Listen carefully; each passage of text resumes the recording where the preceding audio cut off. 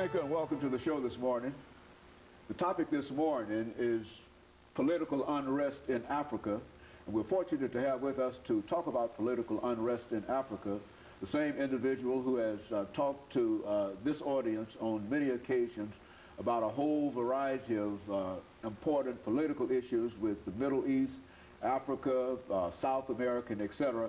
Our own Dr. LMadu. And of course, Dr. LMadu, let me welcome you to the show this morning and tell you how delighted we are again to have you, and to especially be encouraged by the fact that today we're going to talk about not only a current topic, but one that goes way back some 40 years dealing with Libya. And so let's start off by having you give us some kind of assessment in terms of what's going on the continent of Africa today and Libya today. Well, the most important issue, happening now is the question of Libya. Colonel Gaddafi has been in power since 1969, and this is 42 years now in power. Since Libya really became officially independent, in 1951, it has been ruled by only two leaders. The ex-king Idris Senussi, who was overthrown in 69 by Gaddafi, and Colonel Gaddafi himself. So they've had only two leaders. Since independence, there have only been two leaders. Exactly. 42 years. Yes, since 1951. So since 69, all Libyans have known is Gaddafi. So anybody who is under 40 years old, that's the only leader you ever known. So since 69, his regime has been very erratic. He came in with a 12-member revolutionary council. There were 12 of them who overthrew the king in 1969. And since then, almost half of them have run away into exile and has fallen, out with the rest. And that's when his regime started crumbling. Because what happened, when he fell out with those he came to power with, what happened? He turned inwards, his children and family. Just the same thing Saddam Hussein did. So he lost focus, really, of where he was heading to. And that, in turn, did what? Started making people to agitate for more rights. And then what happened? You crack down more on those people. Then they agitate more. So he had to stay in power by repression, not by democratic means or by what he's doing for the people, but, by force. So that's how we came here, today. Libya really is a very small country. Demographically, it's between 6 to 7 million people, which is not much. But in geographical terms, it's really the 4th largest city in Africa. There are almost 700,000 square miles.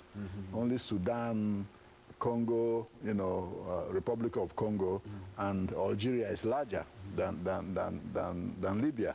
In fact, Libya is always twice the size of Nigeria in area of land, with immense oil, about 50 billion, barrels oil reserve, the largest reserve in Africa, and $100 billion in external reserves in money, and 150 billion in Commonwealth funds that it has.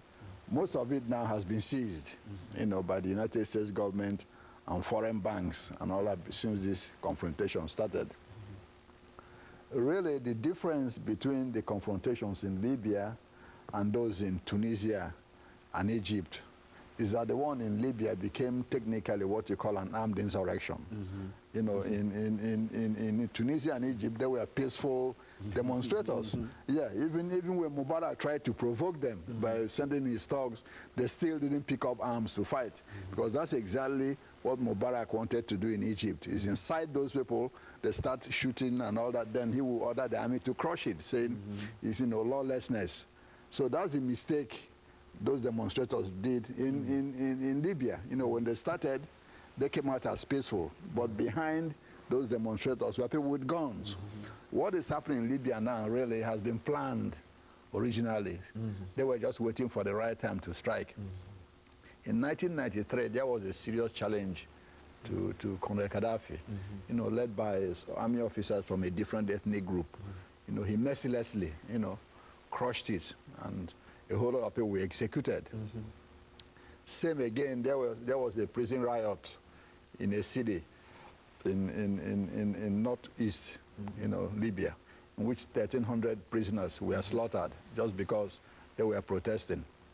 So it's on and on and on, civil rights violations and human rights violations, people arrested and they disappear, so this is exactly why the people got fed up.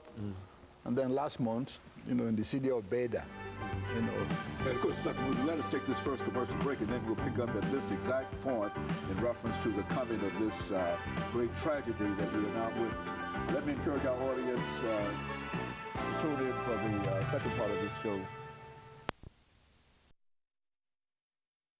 In Africa.